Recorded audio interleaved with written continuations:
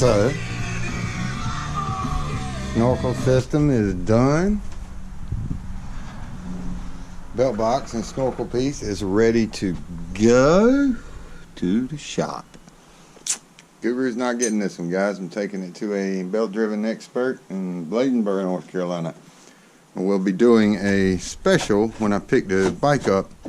Well, I'll be doing a little piece, picking the bike up, talking to him about the repair, what all was wrong with it. You guys will get to see who was right and who was not. I will let you know what I paid out the door. I'm getting the rear diff rebuilt, starter bearing, one-way bearing, whatever, starter clutch bearing, new tail lights, and anything else he can find.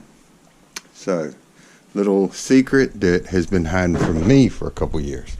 So guys, definitely stay tuned. I'll be dropping the bike off either tomorrow or maybe this evening. So, made some custom little riser pieces in here. And I'll tell you what I did, guys. You can take, alright, see how that's got the lip right here? See how that's flattened out? You split this in half. You want your pipe hanging out a little bit beneath it. But you can make your, and what you want to do is when you start, you got to get your three fittings the same height. You got to also look to make sure they're flat, because turned a little way, they can create all kinds of roll.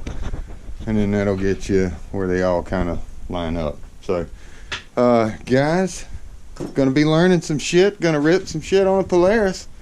Never thought I'd see it, but I'm gonna hang on this one for a while. It won't go down the road. You know it's gonna go sometime, but it'll be one bad son of a bitch when it does. And this ain't it. It's only just begun. Stay tuned.